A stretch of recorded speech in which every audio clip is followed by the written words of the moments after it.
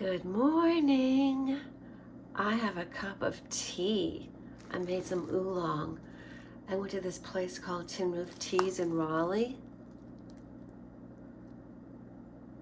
And this is absolutely delicious. And I didn't even put honey in it.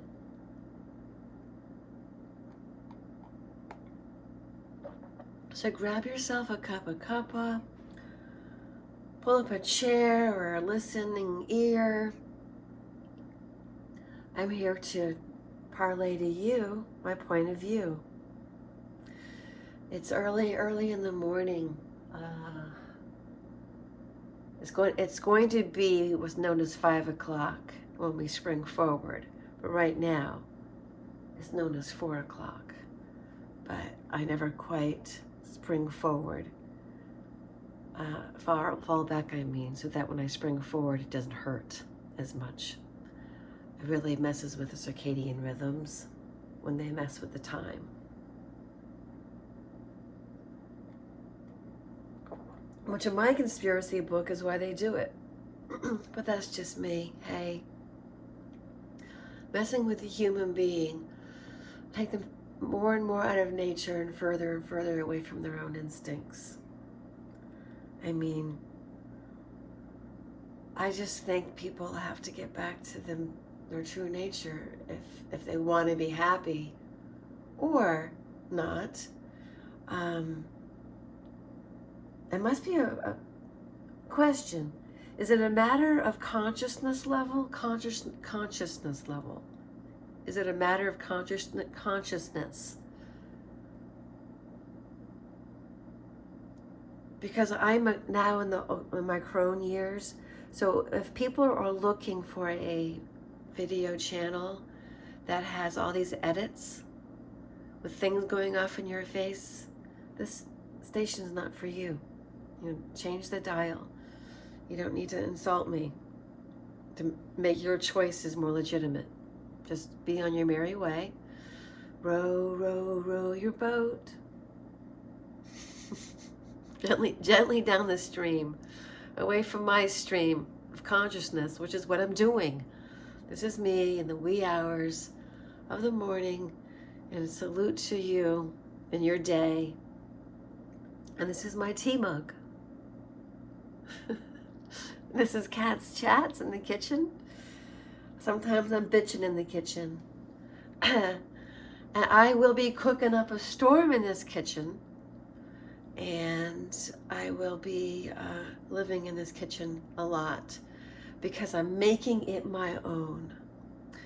And that's part of the healing process and the individuation process I've discovered for myself, and now treating my domicile as an extension of my inner world. And to actually love what it is. To love and truly, truly love what it is. Not what it isn't. And then you make it your own and you rejoice. And that is the problem with men in America, is that they don't own it, that they are with this wonderful woman called their wife. Instead, they compare her to a 10 or a hot model that is 1 in a million, and is a Victoria's Secret model, you know, the type. And so then he begrudges that he's settled for this woman here who's his loving wife. And that is the problem with American men, is that they're not grateful for what they have. And there's always next. The women are disposable. And that is only strictly in the dating world. I'm not talking about all men in general. I think men are wired to want a wife and to have children. They're wired to, but they're also wired to have sex.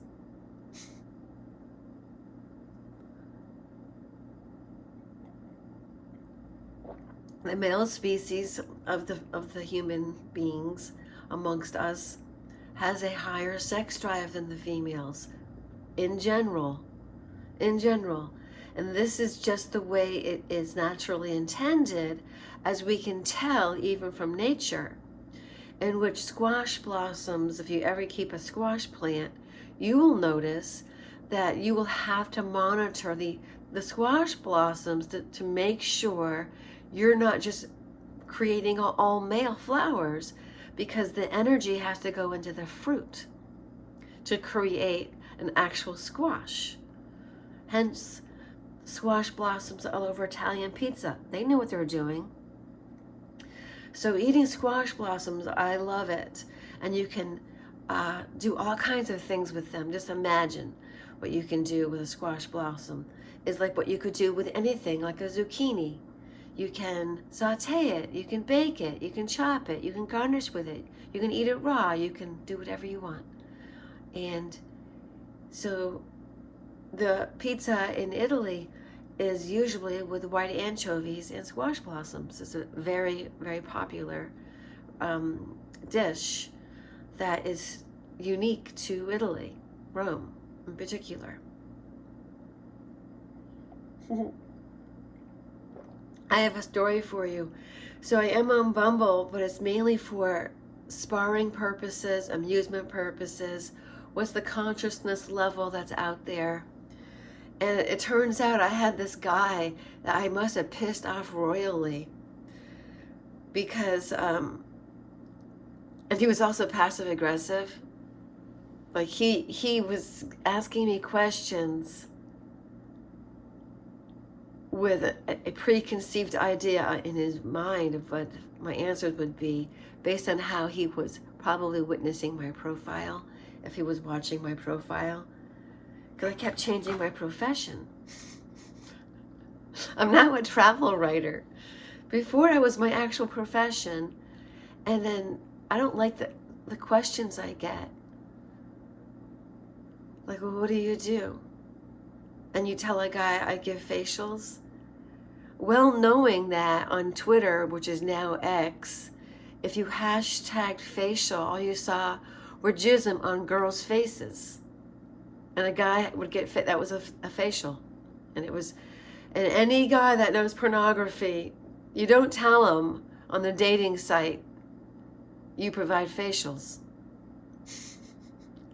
So I found that providing skincare services as a profession on a dating site was a faux pas. So did I change it to holistic health? Okay, holistic health. That's broadens it. But not one of these mother uckers never asked me what I did. They don't care what you do. They don't care about you. So it's not all men. It's the men on the dating apps. See? But that being said, I met the oyster guy out in the world, meaning organically. And then I met what I call Luigi, the one with the mustache, the one that drank. He had 3 or 4 drinks a night with 3 shots of alcohol in them each. And that's just too much alcohol per night. And it wasn't good for his health. I could tell from his nose color and his breath. He was having fecoid issues. So it's like, which is a way of me saying his fecal matter. He smelled like fecal matter. He felt like shit. He smelled like shit. And he didn't have the grace of a man whose brain and body were in unison.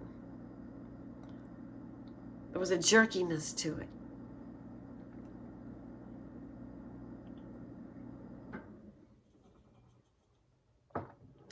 So I'm a sensitive creature. I am not trying to knock the male of us, you know.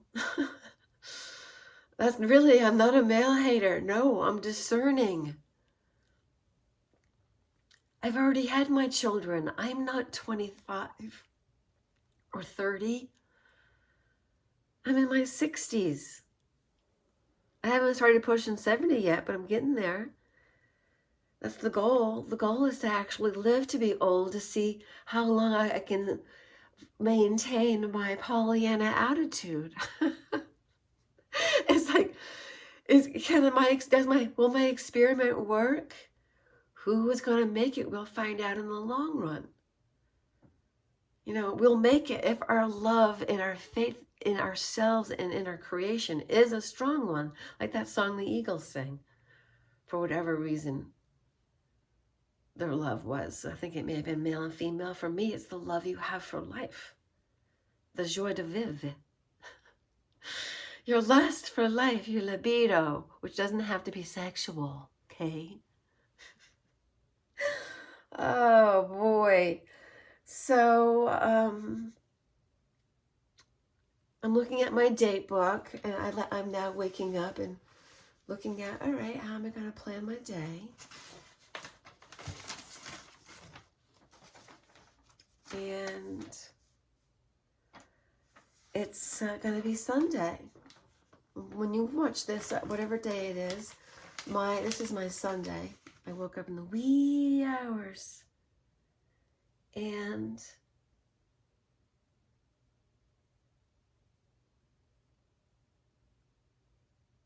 I'm going to go internalize now. It's always important to, and you could perhaps do this for yourself. You could wake up and have your tea or coffee, and then speak to yourself through your own iMovie or Droid mechanism, and then give yourself your own little vlog for what's going on in your mind. This is the way to get free therapy, which is the only kind I'm going to get, because the other kind is not worth the money, honey. It is not. You can actually get more out of creating a community like I have done. I have done so much healing out loud. Yeah. But as I was saying, for yourself, you make your own video log, and then you watch it later, and then you just go within and you plan your day, or you feel gratitude. And that's been my 2025 obsession, intention, commitment, is to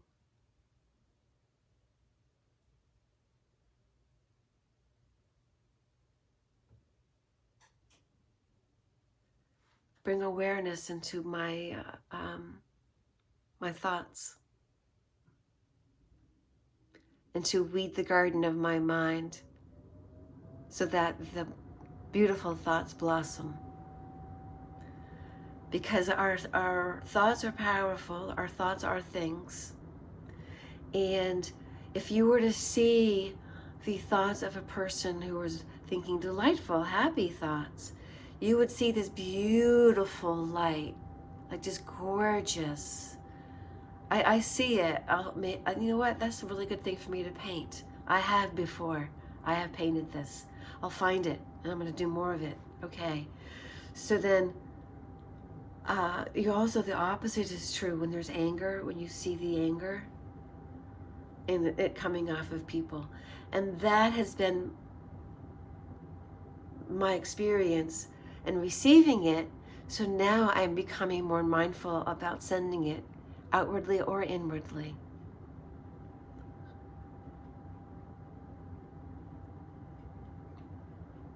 Because, okay, it's going to loop back to the oyster guy story. When I was rejecting him after I met him organically at the 42nd Street Oyster Bar in Raleigh, the only other place to go to is St. Roch, spelled S-O-C-H. 42nd Street Oyster Bar has really great oysters, and it's really classic. You have to go there.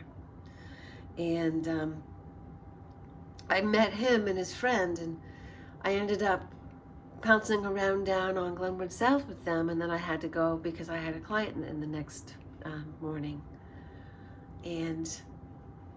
But we exchanged numbers, and I was down with meeting him, but he was very pushy, and he was 100 miles per hour out of the blocks, where I'm not the kind of person that's like, you're single? Oh, I'm single too. Let's get it on. Let's just go. No, I'm so happy having an even-keeled life right now that I have the ability to maintain contentment and harmony in. After my decade of what I went through, this is like, it's a small world after all at Disneyland, Disney World, after you've been on one of those life-defying roller coaster rides. I just want to be in a world of laughter and a world of cheer. That's what I'm looking for, man. That's it. Oh boy. So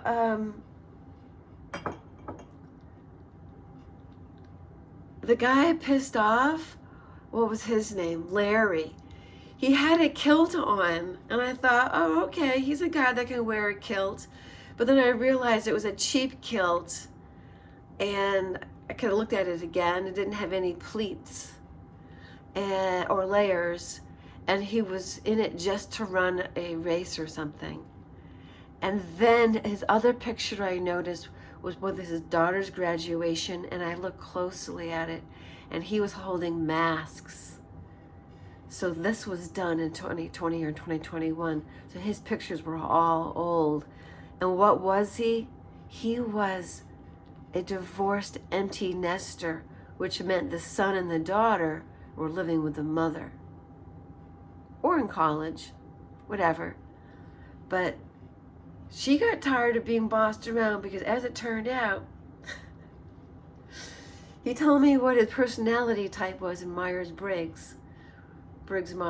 Myers-Briggs, whatever. And I was like, oh, he goes, I get along with everybody. And his had an E in it at the very beginning. And I said, oh, that's good. I don't. I'm an INFJA, and I just don't like those commander types. They're too bossy. I used to be irritated, and now I choose to be amused. That's what I said.